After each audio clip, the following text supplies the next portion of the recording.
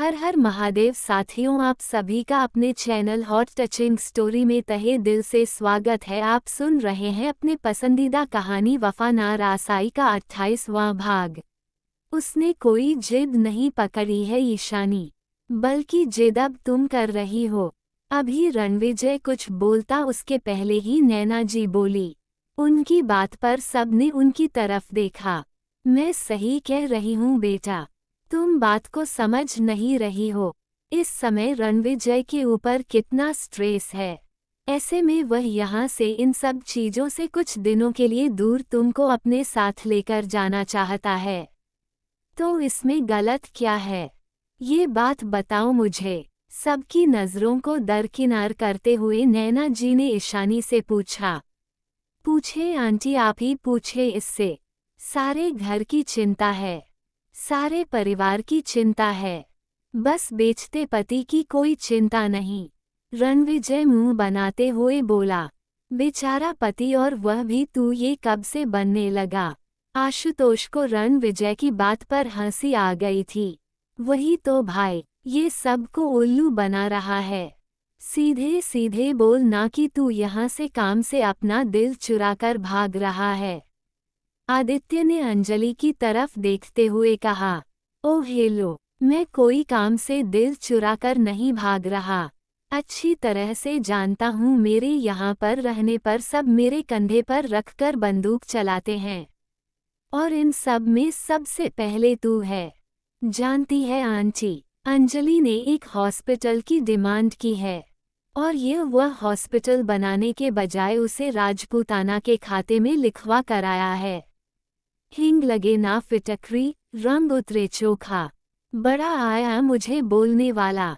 रणविजय ने आदित्य की चुगली लगाई। क्या? नैना जी और अंजलि ने एक साथ चौंकते हुए कहा। हाँ तो बोलो ना, इसमें गलत क्या है।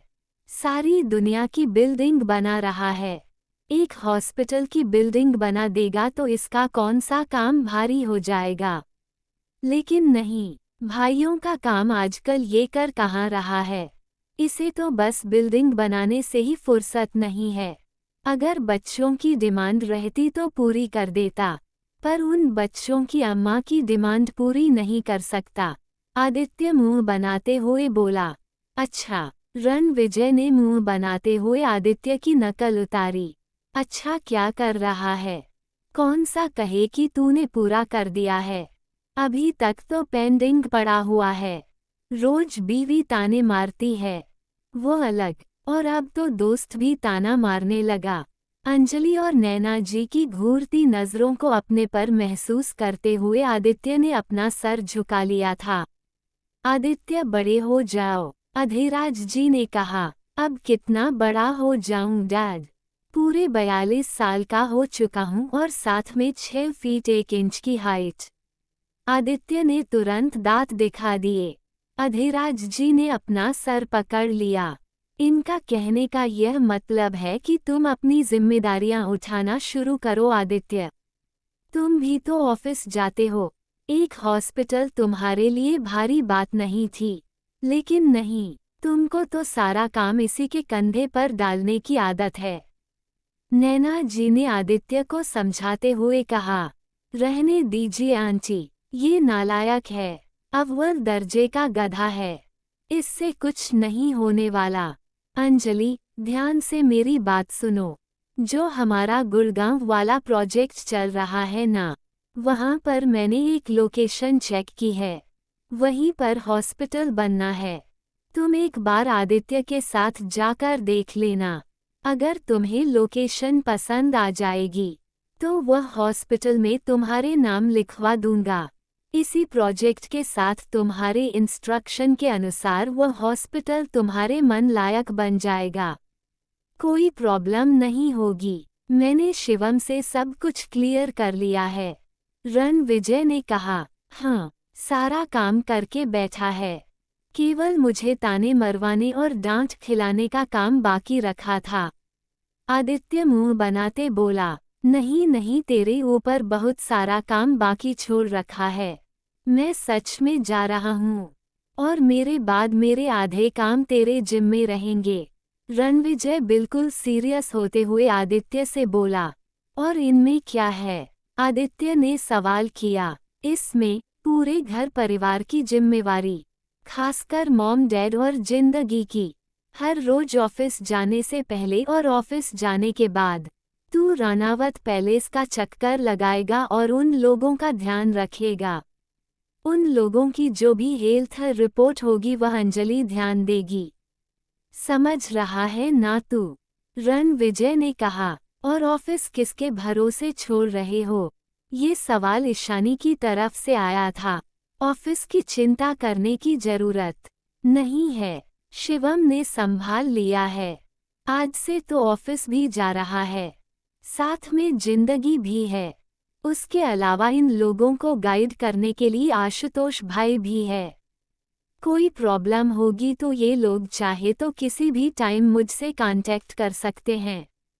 मैं एनी टाइम अवेलेबल रहूंगा। लेकिन तुम मेरे साथ चलो, क्योंकि शादी में जाना जरूरी है। रणविजय ने कहा। घूम फिर तुम्हारी सुर वहीं आ गई ना? ईशानी ने अफसोस से कहा। हाँ, क्योंकि डॉक्टर साहब ने हमारी बहुत मदद की है। पहली बार उन्होंने खुद मुंह खोलकर हमसे इस मामले में मदद मांगी है। बिन माँ की बच्ची है। काव्या इस वक्त तुम्हें अपने साथ चाहती है। बात को समझो ईशानी, रणविजय ने कहा। हाँ, यह एंगल भी ठीक है। और साथ में इसी बहाने रणविजय को कुछ दिनों तक तो यहाँ के काम से आराम मिल जाएगा। बेटा, मैं माँ हूँ। मैं समझती हूँ कि मेरे सभी बच्चों में सबसे ज्यादा समझदार रणविजय ही है। अगर यह यहाँ से कुछ दिनों के लिए ब्रेक चाहता है तो प्लीज उसे दे दो ना। नैना जी ने कहा। अब जब ये सारा काम पहले से ही अरेंज करके बैठे हैं तो मैं क्या बोल सकती हूँ? बस मॉम और डैड से परमिशन ले लीजिए, ईशानी ने हथियार डालते हुए कहा। उनकी चिंता मत करो, मेरी डैड से इस मामले में बात हो गई है और मॉम से भी बात कर चुका हूँ। उन्हें कोई ऑब्जेक्शन नहीं है। बस पहले वहाँ पर काव्या को देने के लिए अपने लिए और मेरे लिए भी कपड़े गिफ्ट ले लो और उसके बाद हम परसों सुबह यहाँ से निकलेंगे। रणविजय ने एक ही लाइन में सारा प्रोग्राम बता दिया। रणविजय की बात से सब सहमत थे। इसके बाद रणविजय आशुतोष भाई और आदित्य के साथ अपनी ऑफिस की बातों में लग गया तो ईशानी, नैना जी और अंजलि के और शिवन्या के साथ बैठी थी। देखो ईशानी, मेरी बातों का बुरा मत मानना। मैं सच में तुम्हें और रणविजय को अभी जाने नहीं देती, क्योंकि काफी टाइम के बाद साधना भाभी घर आई हैं और उनकी तबीयत भी सही नहीं है। लेकिन मेरी भी कंडीशन समझो ना। नैना जी ने ईशानी के कंधे पर हाथ रखते हुए कहा। उनकी आंखें भींगी हुई थी। ऐसा क्या है जो आपको बोलने में इतना सोचना पड़ रहा है? ईशानी उनकी भींगी आंखों को देखकर बहुत परेशान हो गई थी। देखो बेटा, रणविजय कहता नहीं है, लेकिन इसका यह मतलब नहीं है कि उसे आराम की जरूरत नहीं है। इतने बड़े एक्सीडेंट के बाद वह हम सब से दूर चला गया था। फिर आया तब भी से भी यहाँ के राजपूताना के कामों में उलझा हुआ है। इस घर से लेकर उस घर तक सारी जिम्मेवारी उसने समझो तो अपने ही कंधों पर उठा रखी है। वरना आदित्य तो इतना नालायक है कि इसे ये भी नहीं पता रहता है कि इसके बच्चों के स्कूल में पीटीएम कब है। नैना जी ने अंजलि की तरफ देखते हुए कहा। ये बात तो आप सही कह रही हैं मॉम। मैं तो हॉस्पिटल में भूल जाती हूँ, लेकिन इसको रिमाइंड कराने के बाद भी नहीं जाता। अंजलि मुंह बनाते हुए बोली। और इन सब चीजों की जिम्मेवारी उठाता कौन है? नैना जी ने पूछा। रणविजय भाई, अंजलि ने ईमानदारी से जवाब दिया। कल रात जो कुछ हुआ उसने मुझे बहुत कुछ सोचने पर मजबूर कर दिया है बेटा। सच में उसे आराम की जरूरत है, वरना इस तरह से स्ट्रेस में खुद को डुबाना और डूबा कर ऐसा काम करना, ऐसा करने के बारे में वह सोचता भी नहीं है। कल रात जब शिवम उसे लेकर आया तो मैंने दूसरे ही ढंग से रणविजय को देखा था। ऐसा लग रहा था जैसे मेरा बच्चा टूटकर बिखर हुआ है। कुछ तो बहुत बड़ा उसके अंदर चल रहा है। मेरे तो पूछने पर भी नहीं बता रहा। लेकिन तुम तो उसकी वाइफ हो सकता है तुम्हें बता दे। इसी बहाने तुम लोग उस दिन बाहर रहोगे, घूमोगे फिरोगे, ताकि उसके दिमाग को भी आराम मिलेगा और डॉक्टर साहब भी वहां पर हैं। एक बार तुम उसका पूरा रूटीन चेकअप करवा देना, खुद का भी करवा लेना। तुम अपने ध्यान देना, दोनों स्वस्थ रहोगे तो पूरा घर स्वस्थ रहेगा। घर का मुखिया कमजोर होता है तो पूरा घर अस्त व्यस्त हो जाता है। नैना जी ने ईशानी को समझाते हुए कहा। ईशानी को उनकी बात समझ में आ रही थी। बात सही थी। कल रात जो कुछ भी हुआ था उसने ईशानी को भी बहुत हिलाया था। वो रणविजय से इस मैटर में अकेले बात करना चाहती थी, लेकिन सुबह से लेकर अब तक रणविजय केवल बिजी ही था। एक छुट्टी का दिन, वो भी पूरे परिवार के नाम लिख जाता था। ऐसे में रणविजय का बाहर जाने के लिए सोचना किसी भी एंगल से गलत नहीं था। ईशानी इस चीज को समझ रही थी। तब तक नव्या भी आ चुकी थी। सबसे मिलने के बाद वो तुरंत रणविजय के पास पहुंच गई। कल रात को कहाँ गायब हो गए थे? बहना, कल रात को मैं ऑफिस के काम कर रहा था ताकि छुट्टी ले सकूं। मैं कुछ दिनों के लिए बाहर जा रहा हूँ।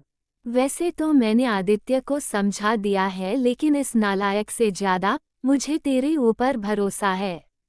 जरा समय निकालकर मॉम डैड का हाल चाल लेते रहना, रणविजय ने कहा। अरे बिल्कुल भाई, तुम उसकी चिंता मत करो।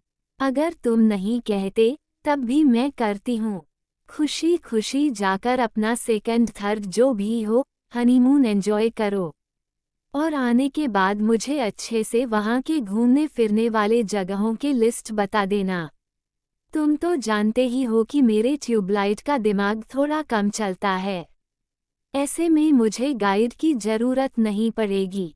नव्या हंसते हुए बोली। नव्या की बात सुनकर ईशानी ने अपना सर पकड़ लिया।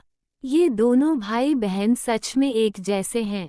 बच्चों की शादी की उम्र हो गई, लेकिन अभी तक इन लोगों को खुद हनीमून पर जाना है।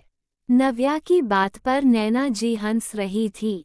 पूरा परिवार हंसते मुस्कुराते वहां से निकला। इसके बाद रणविजय साधना जी से मिलने गया और ईशानी तैयार होने गई। साधना जी से जरूरी बात करने के बाद वो ईशानी को लेकर मॉल में पहुंच गया था। अरे तुम लोग कहाँ हो? मॉल में एंट्री करते ही रणविजय ने शिवम को फोन लगाते हुए पूछा। बस चाचू, हम लोग यहाँ से निकल ही रहे हैं। रणवीर और मीठी हम लोगों के साथ हैं। आप अपनी लोकेशन सेंड कीजिए, हम लोग पहुँचते हैं, शिवम ने कहा। उन दोनों को भी साथ लेकर आना, आज का डिनर हम साथ करेंगे, रणविजय ने कहा। ओके चाचू, शिवम ने कहा। शिवम से बात करने के बाद रणविजय ने अपनी घड़ी देखी। शाम के 5 बजे बज चुके थे। इसी समय अनन्या ने शिवन्या को मिलने के लिए इसी मॉल के कैफेटेरिया में बुलाया था। रणविजय ने एक मैसेज शिवन्या के लिए छोड़ा। क्या हुआ? रणविजय किससे बात करने लगे? ईशानी ने रणविजय को फोन पर बिजी देखा तो पूछा। बस कुछ नहीं, तुम्हारे लिए एक सरप्राइज है। ऐसा करो कि तुम कुछ शर्ट्स और कपड़े पसंद करो, तब तक मैं डिनर का अरेंजमेंट करके आता हूँ। आज शिवम और जिंदगी के साथ हम लोग बाहर ही डिनर करेंगे, रणविजय ने तेजी से कहा। शायद शिवन्या ने उधर से कुछ मैसेज किया था और उसे आने के लिए कहा था। ईशानी अफसोस से सर हिलाते हुए मुस्कुरा दी। रणविजय ईशानी के सर पर हाथ रखते हुए बाहर निकल गया। यह मेरे पतिदेव हैं, बीवी को रोमांटिक डिनर के लिए लेकर आए हैं और साथ में बेटी बेटे को भी बुला रहे हैं। ये सच में केवल मेरे साथ घूमने जाना चाहते हैं। ईशानी ने अपना सर अफसोस में हिलाया और कपड़े पसंद करने लगी। यह एपिसोड आपको कैसा लगा कमेंट करके जरूर बताएं। साल के अंतिम दिन इस कहानी को आप सुपर थैंक्स के माध्यम से प्रोत्साहन भी दे सकते हैं। वीडियो को लाइक और चैनल को सब्सक्राइब करना मत भूलिएगा। मिलते हैं अगले भाग के साथ कल नए साल में नई उम्मीद के साथ। हर हर महादेव।